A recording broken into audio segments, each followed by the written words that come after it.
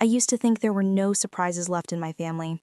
After growing up in a house where obedience was praised above everything else, I assumed I had already seen every kind of manipulation and cruelty my mother was capable of. But I learned how wrong I was on Christmas Eve, the night she tried to tear my engagement ring off my finger while snarling that I'd destroyed everything she'd worked for. My name is Lena Hartley, and if you had told me years ago that I'd one day stand against the woman who raised me, I would have laughed or cried. Probably both. That night, her meltdown began the moment she noticed the ring on my hand. One second, she was smiling her stiff, performative holiday smile. The next, she was grabbing my wrist so tightly the bones pressed together. "You ruined yourself," she hissed, yanking out the ring. "I didn't raise you to be some independent woman who talks back to men." The living room went quiet. The tree lights blinked behind her like nothing was wrong. My fiancé, Evan Delton, moved first, placing his hand between us. "Ma'am, you're hurting her." Margaret glared at him as if he committed blasphemy by speaking. "You don't tell me how to discipline my own daughter." I didn't say a word. I didn't scream. I didn't pull away. I just stood there frozen, because that's what years of being trained into obedience does. It teaches you silence before self-preservation. My sister, Kara, tried to help. At least she thought she was helping. She grabbed my shoulders to hold me still, while our mother pulled harder, as if frustrating me was some kind of kindness. "Mom, be careful. You'll hurt her hand." As if that wasn't already happening. Evan finally shoved between us and called 911. The chaos blurred after that, shouting, the glint of a kitchen knife wherever it grabbed when he defended me, Kara crying as if Evan had committed the sin, not our mother. By the time the paramedics arrived, my finger was swollen and cut where the ring had dug into the skin. The official report described a dislocation with laceration due to force. I called it just another Hartley family holiday. That was 8 months ago. Growing up, my mother, Margaret Hartley, self-appointed gatekeeper of biblical womanhood, trained us like soldiers preparing for a war we didn't choose. Every morning before school, she made me and Kara practice domestic posture, which meant balancing books on our heads while carrying trays of glasses filled to the rim. One drop spilled, and we'd scrub the entire kitchen floor with toothbrushes. Our bedtime routine wasn't lullabies or stories. It was reciting phrases she drilled into us. "I'm sorry for speaking out of turn," "whatever you think is best." I exist to support my husband. I hated every second of it. Kara didn't. She absorbed it so deeply she didn't know where our mother's beliefs ended and hers began.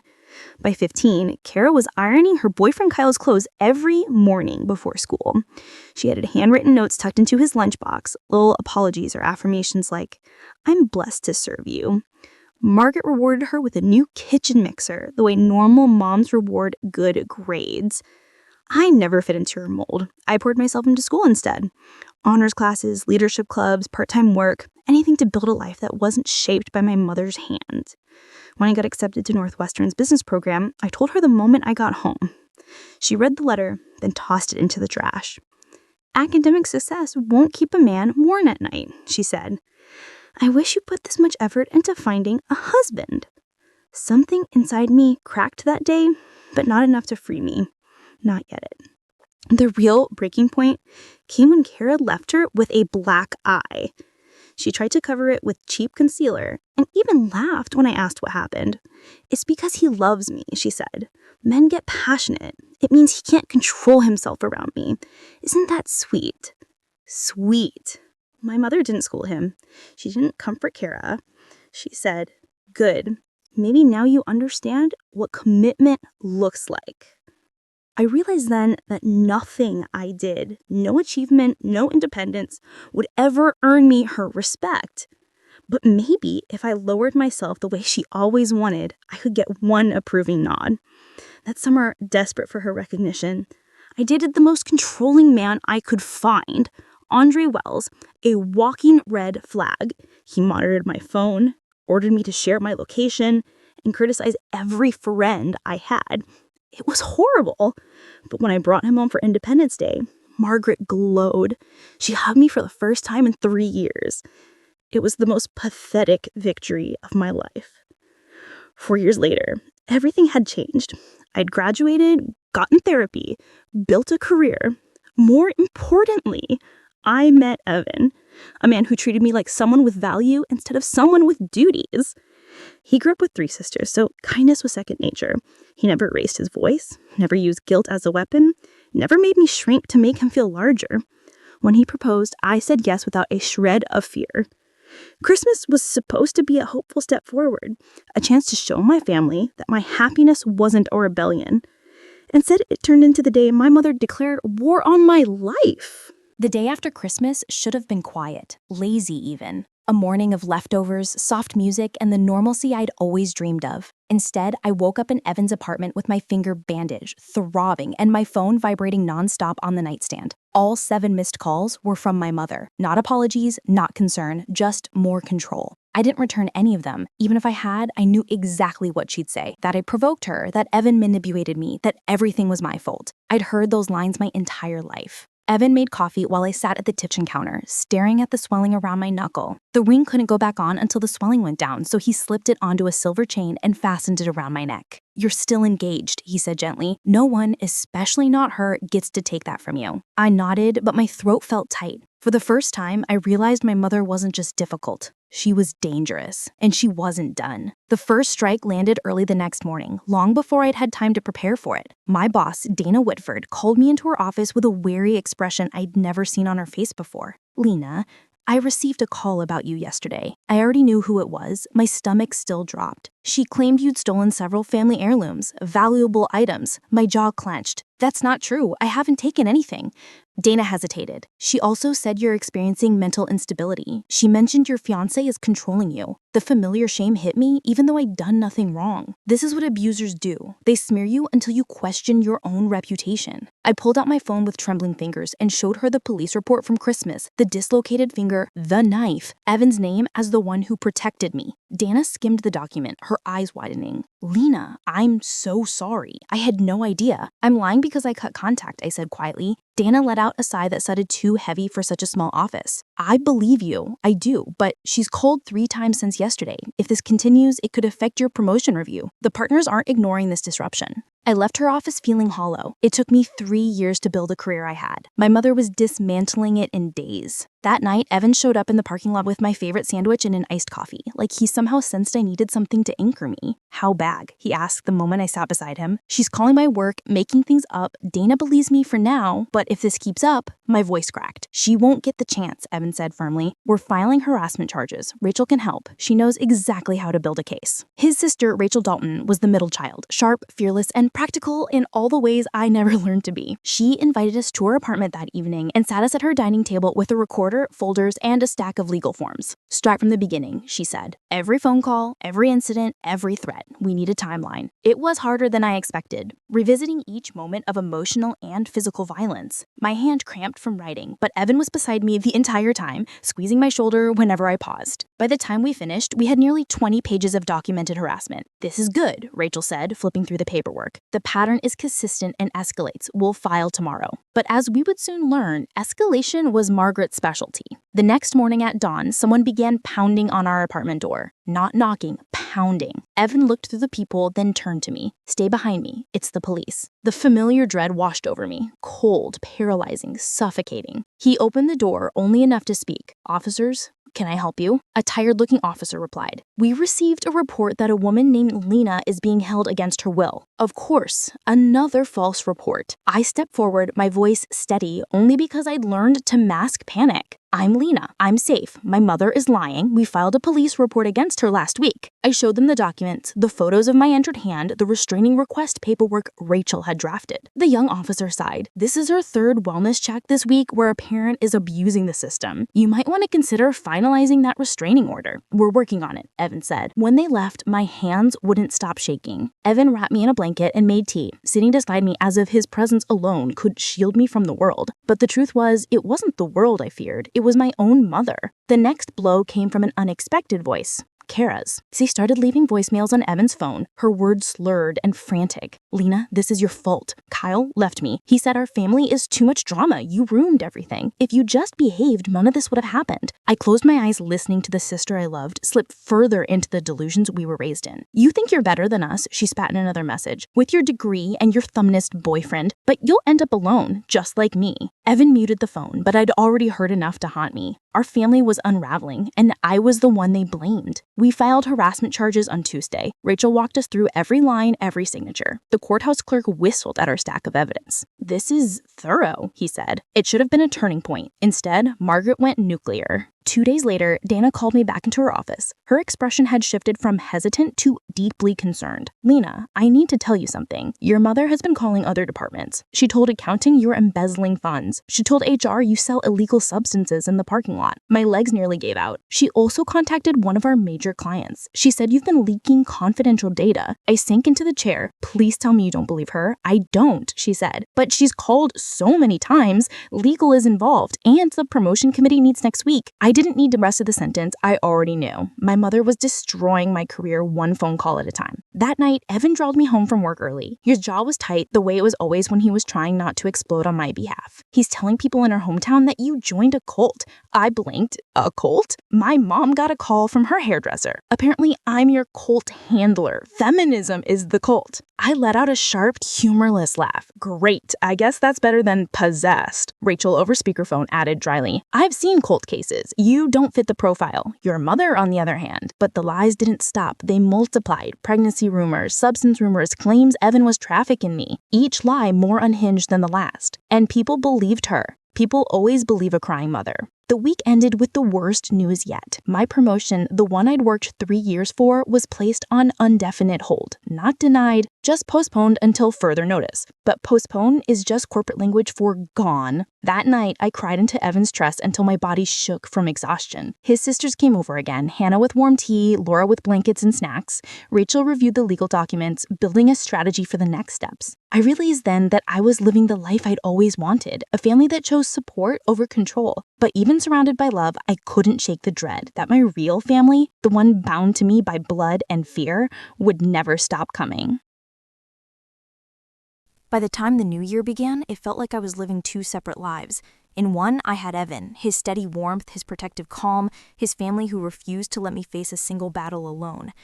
In the other, I had Margaret, a woman who believed she was fighting for my soul while actively tearing apart every corner of my life.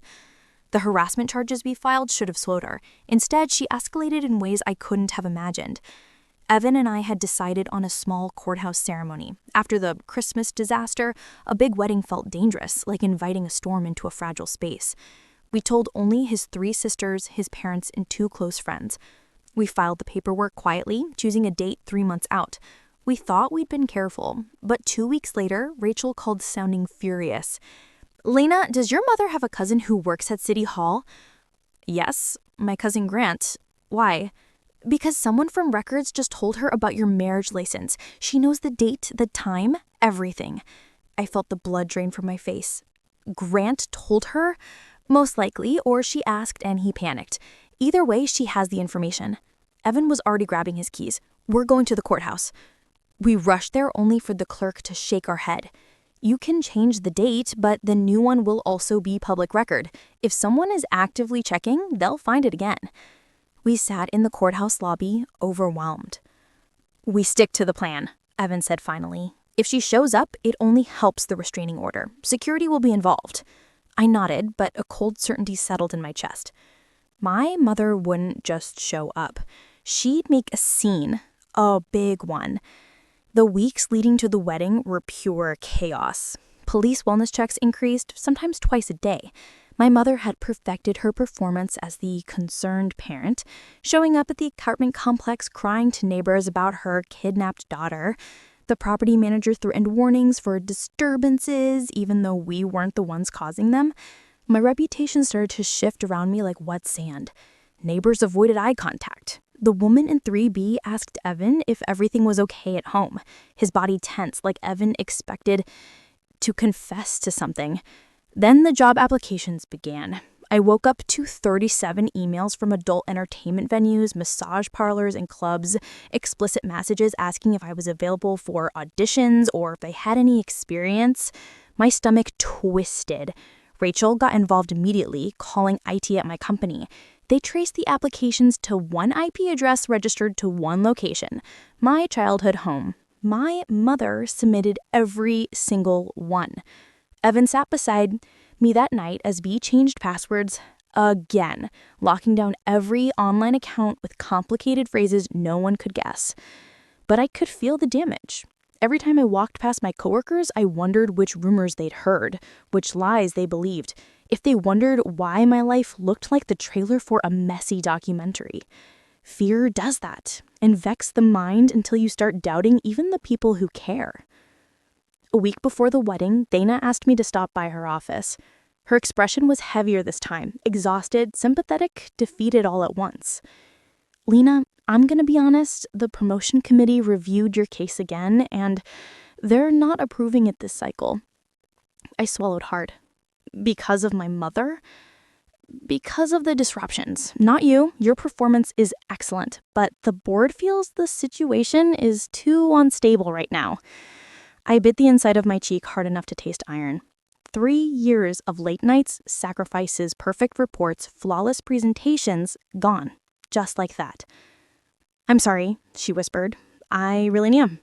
I nodded, unable to speak. If I did, I would have cried.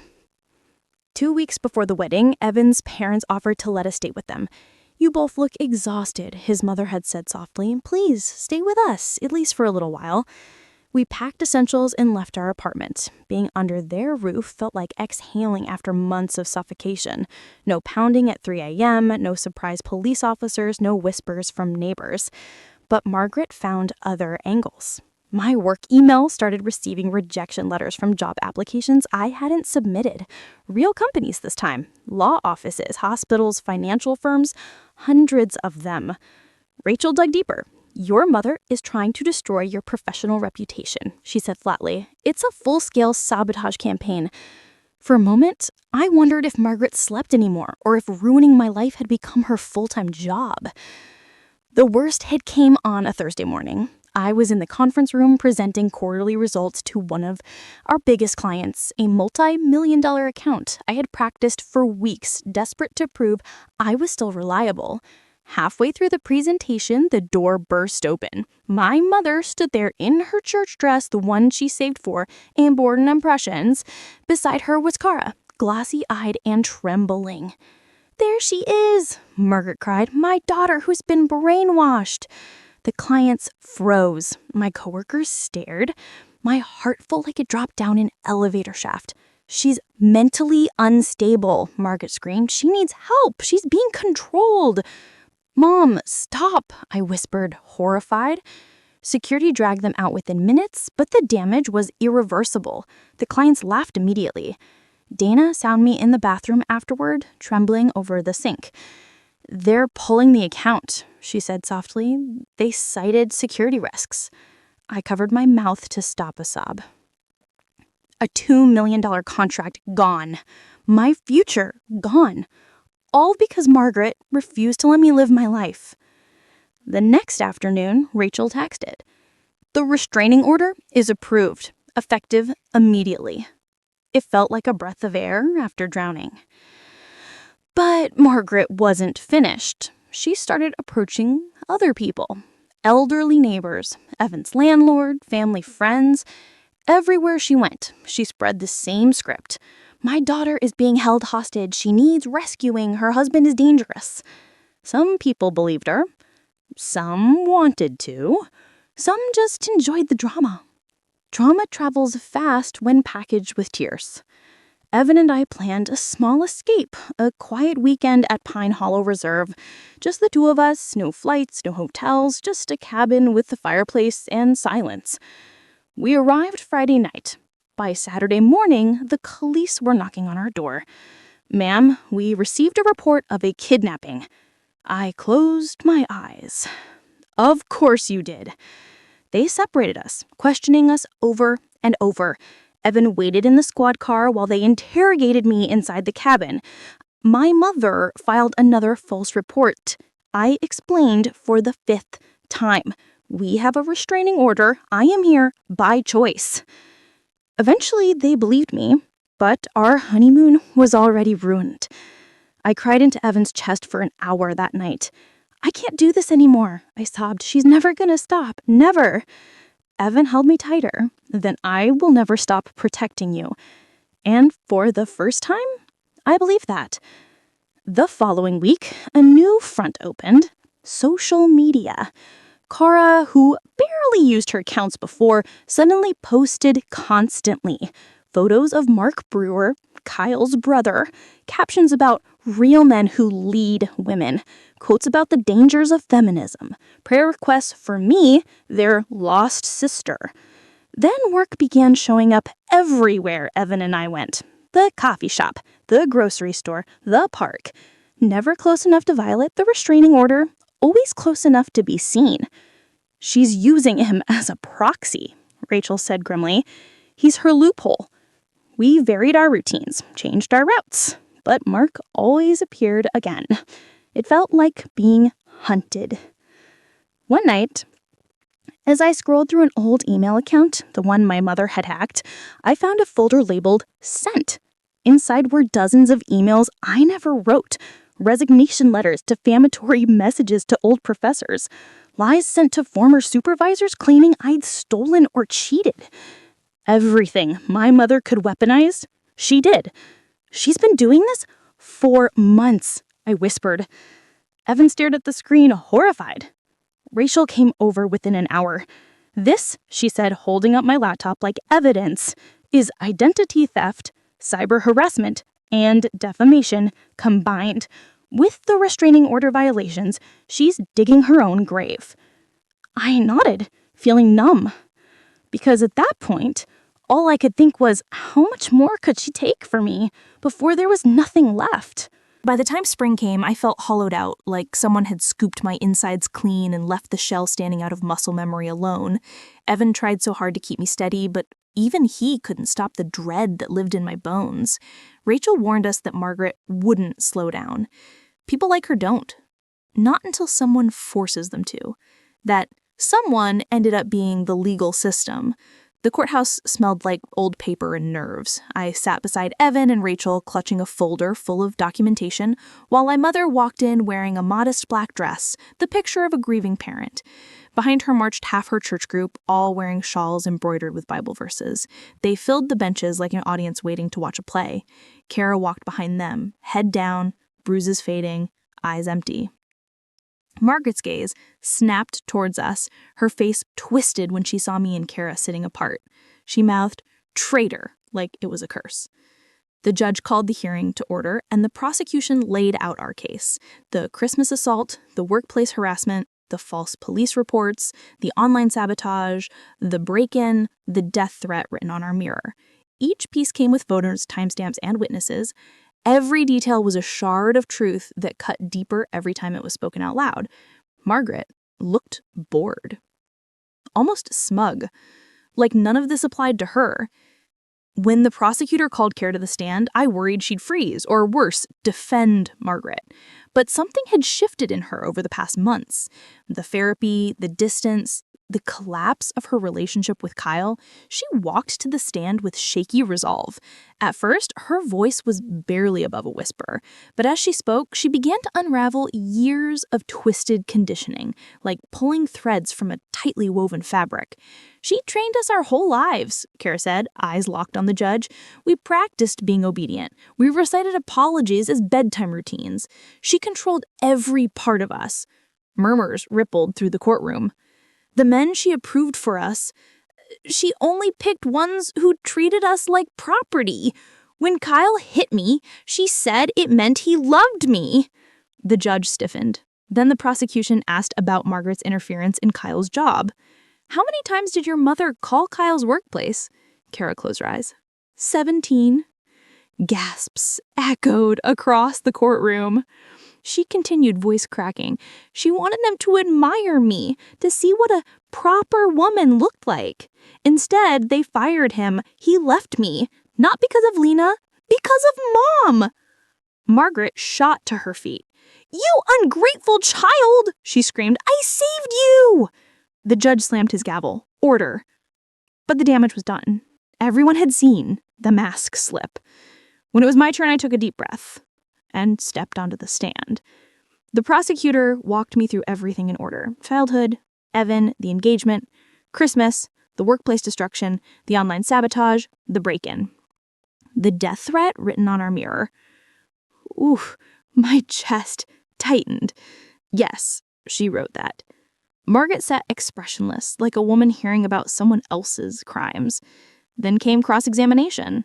Margaret's attorney tried to paint me as a radical feminist who abandoned Christian family values. He asked if I refused to date respectable men, if I chose career over motherhood, if I allowed ideology to poison my mind. I answered calmly. I chose my safety over abuse. I chose my career because women deserve ambition. And I chose a partner who treats me with respect, not ownership. Someone from the church group gasped as if I'd committed blasphemy. The jury deliberated 6 hours. Evan and I waited in a conference room with Rachel, sipping stale courthouse coffee that tasted like cardboard and dread. Kara sat on the windowsill, arms around her knees. She looked small and tired, but more present than I'd seen her in years. When the door finally opened, my breath stuck in my throat. The foreman read the verdict. Guilty on all counts.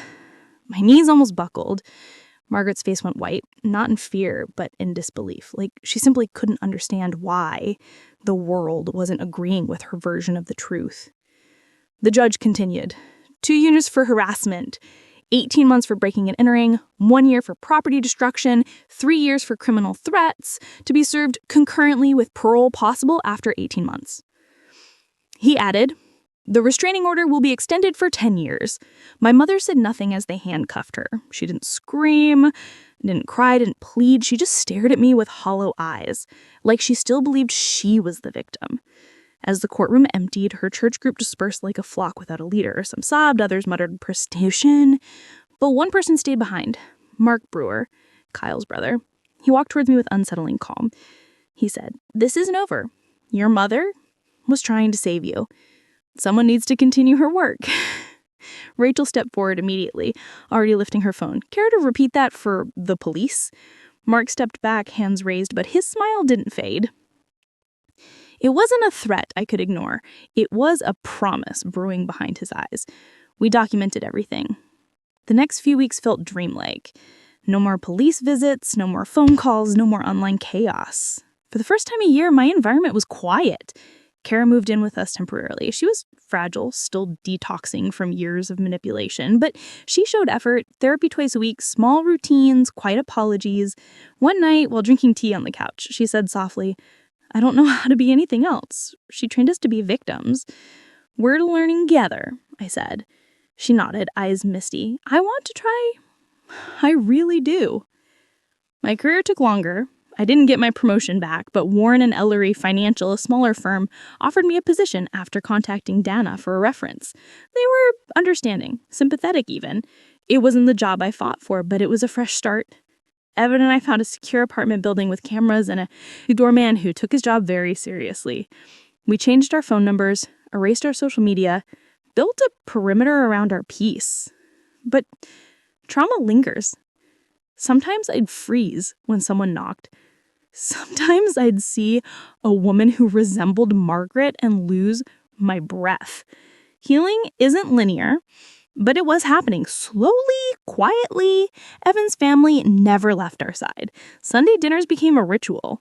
Rachel reviewing upcoming legal steps, Hannah bringing desserts, Laura handing Cara donated clothes and gentle smiles, Evan's mother warm, steady, hugging us both as if she had claimed us long ago.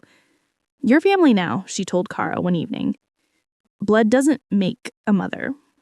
Love does. Cara cried in her arms.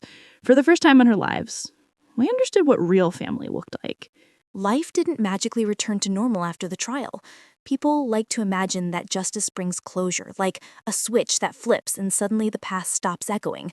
But trauma doesn't follow courtroom schedules. It leaks into mornings and quiet moments, into the way you flinch when a phone buzzes, or the way your body tenses when someone raises their voice, even if they're just laughing too loudly. Still, for the first time in a long time, there was space for healing, silence, a future, and that was enough to start rebuilding.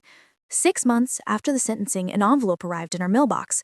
The return address made my stomach knot. Hartley, State Correctional Facility. Evan reached for it. Do you want me to read it first? I shook my head. I need to see it myself.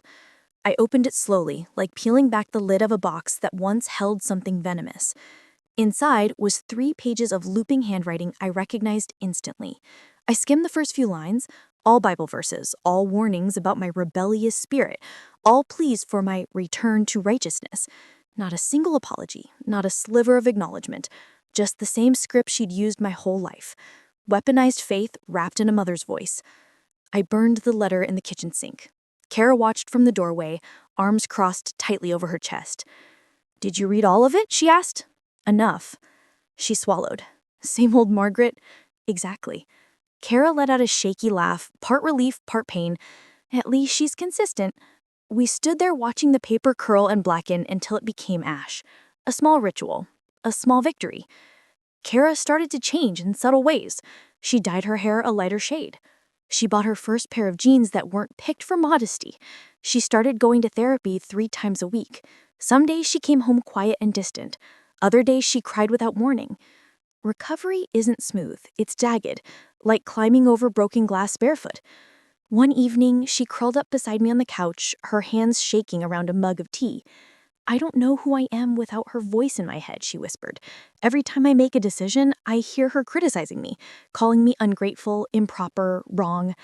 I placed a hand on hers. "You're learning who you are. That's enough." Carol wiped her eyes. "I want to help other women someday, the ones who mistake control for love." I squeezed her hand. "You will. You already are." And I meant it, because Kara was finally seeing the world without our mother's lens, and that was the bravest thing I had ever witnessed. My job at Warren and Ellery Financial started quietly. Unlike my previous firm, there were no whispering coworkers, no side glances, no worried questions about police visits. Dana's reference must have worked wonders. My new boss, a level-headed woman named Elise Warren, called me into her office on my first week. "I know what you've been through," she said gently. Dana explained everything. "You don't owe us details. You're here because you earned it, and we're happy to have you." The kindness almost broke me. No pity, no suspicion, just trust. I worked hard, carefully, diligently, because I didn't know how to exist without giving 200%. But for once, the effort didn't come from fear. It came from gratitude. Every month, Elise handed me new projects, more responsibility, more trust. I could feel myself rebuilding, piece by piece. When the lease expired on our old apartment, Evan and I moved into a security building. Cameras on every floor, a doorman who took his job seriously, fob entrances and double locks. The first night there felt strange. Too quiet, too safe. I kept expecting pounding on the door, expecting Margaret's voice rising from the stairwell, expecting the world to collapse again. But nothing happened. Just silence. Evan and I unpacked in comfortable quiet, the kind that felt like a blanket, instead of a warning. We hung our wedding photo above the mantel. His arms around me, my eyes bright, joy unburdened. For once, the future felt like a real place. 2 months later, Kara moved into a tiny studio across town, her first place on her own. She decorated it with plants, dozens of them, hanging vines, succulents on the windowsill, a tall leafy plant in the corner she named Earl. Photos lined her shelves, me, Evan, his sisters, her therapist graduation gift, and a few from her childhood that didn't hurt to look at. She didn't bring any pictures of Margaret. One afternoon, she invited me over to show me her proud achievement, a shelf she'd built herself. "It's crooked," she said, with a self-conscious grin. I replied, "It's perfect." She smiled genuinely. It was one of the first smiles I'd seen that wasn't forced or strained. Healing looks different for everyone.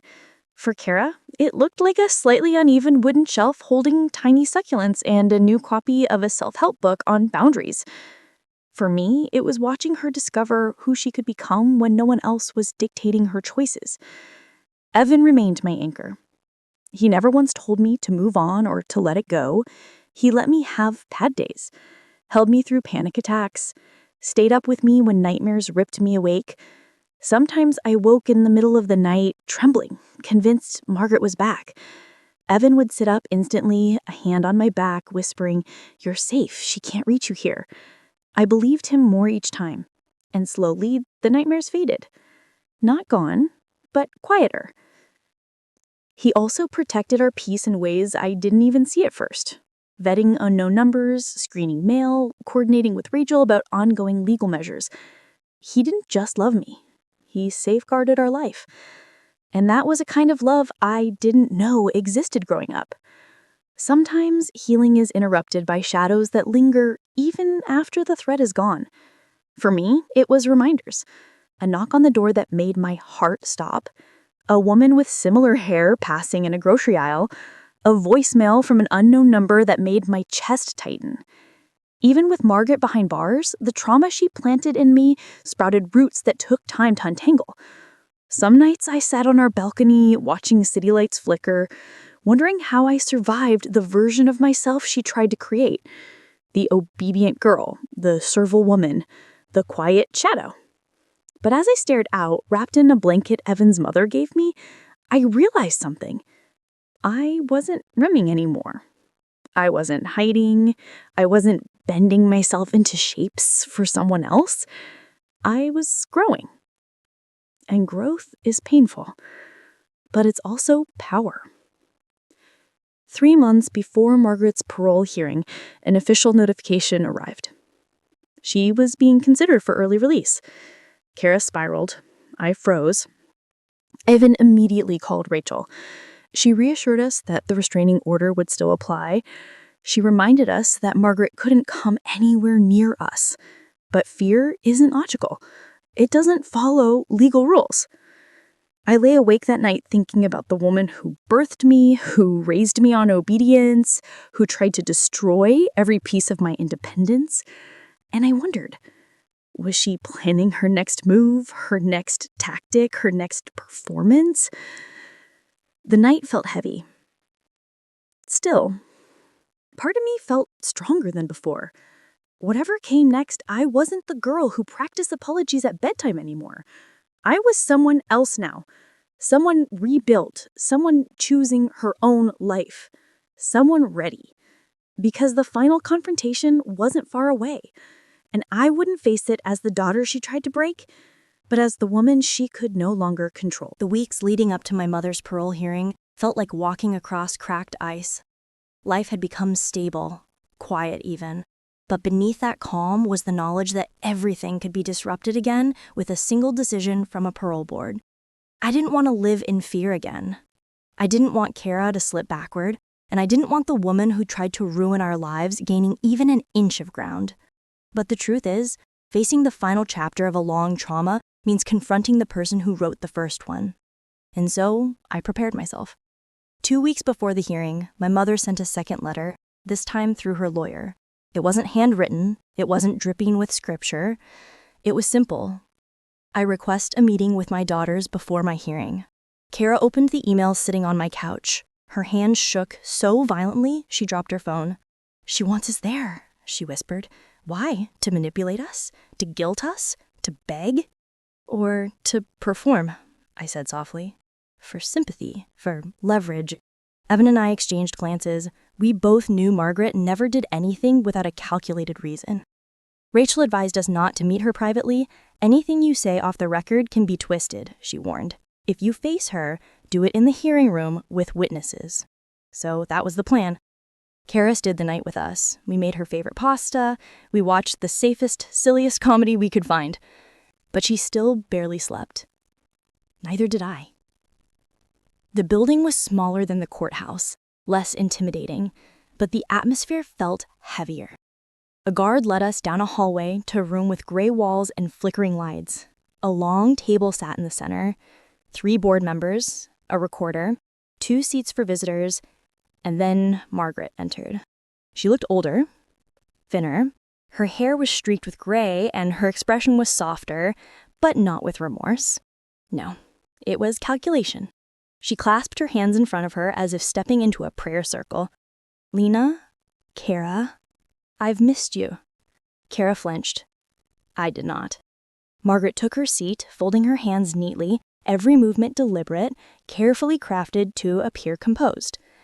The board member in the center began, "Miss Hartley, you may speak." She inhaled slowly. "I did what I believed was right. I acted out of love. My daughters strayed from our values. I sought to protect them from men who would corrupt them. I clenched my jaw. Even now, she justified everything. One board member frowned. Ms. Hartley, none of what you describe explains the documented threats, property destruction, or harassment. She turned her gaze toward me, soft, maternal, chilling. I was trying to save her soul. A mother's duty is to correct her children when they fall. I met her stare evenly. That wasn't correction, that was control. Her lips twitched, but she didn't look away. When the board invited family input, Kara took a deep breath and stood. Her voice shook at first. I was raised to believe my mother's word was God's word. I thought obedience was love. I didn't know I was living in fear. I didn't see any of it as abuse until Lena showed me what respect looks like. Margaret's expression tightened. Kara continued, voice gaining strength. My mother didn't protect us. She isolated us. She punished us.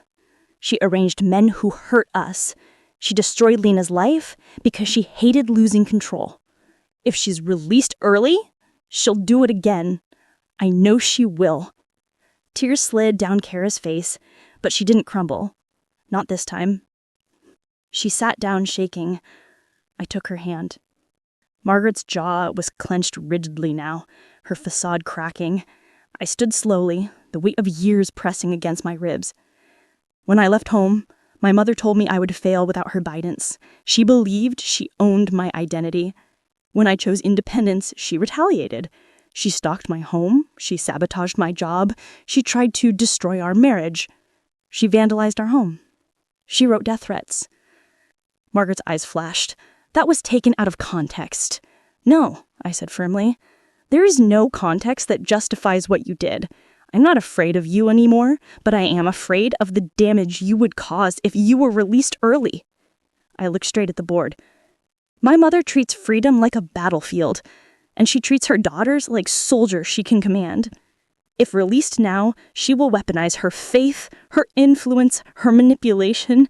I'm asking, begging you not to give her that opportunity. Silence fell over the room. Even Margaret didn't respond. Because the truth was undeniable. They asked Margaret if she had remorse. She lifted her chin. I did what a mother must. The room exhaled. The lead board member cleared his throat. Given the repeated nature of the offenses, the lack of accountability, and substantial testimony from victims, the board denies parole. Kara burst into tears, not of grief, but relief, so powerful her whole body shook. Margaret's mouth fell open, stunned. What? She snapped. You can't do that. These girls are confused. They're lying. A guard stepped between us as she lunged forward, eyes blazing with fury. You betrayed me, she screamed at me, after everything I did for you. The guard escorted her out as her shouts echoed down the hall, dissolving into desperate noise. I stood motionless, not shaking, not crying, just breathing. Deep, clean, liberating breaths. When the door closed behind her, it was like a spell broke. Kara collapsed into my arms once Margaret was gone. I can't believe it. She's really not coming back. Not for a long time. Evan hugged us both tightly. Rachel placed a hand on my shoulder, smiling warmly. You did it, she said softly. You both stood your ground. But it didn't feel like victory. It felt like closure. Heavy and bittersweet. A door that finally sealed behind us. That night, Evan and I sat on the balcony under soft string lights. He handed me a warm mug of cocoa. How do you feel? He asked gently. I thought about it. Not scared. Not angry. Not hiding. Just lighter. Free, I said. He pulled me close, kissing my forehead. You deserve that. Kara called later from her studio, voice bright for the first time in years. I'm going to sign up for a community college class, maybe psychology or social work. I want to understand what we lived through. I want to help other women walk out of it. Tears filled my eyes. I'm so proud of you, I said. She laughed softly. Lena, we made it. Life didn't magically become perfect. Healing still came in waves. Some days were harder, some nights were rough. But the fear that once dictated my life stopped steering my choices. We built routines again. Family dinners, movie nights, warm mornings with coffee on our balcony. Evan and I talked about the future. Kids someday, maybe a small house, maybe a larger garden for Kara to help with. The possibility felt real now. Safe. One evening, Evan took my hand as we watched the sun set behind our building. You know, your story doesn't end with her, he said. I leaned into him. I know. It ends with me choosing peace. He smiled. No, it begins with that. And he was right. For the first time in my life, the ending wasn't survival. It was a beginning. One I chose for myself. Where freedom wasn't rebellion. Where love wasn't obedience. Where family wasn't a cage. But something I created. Something I protected. Something I deserved.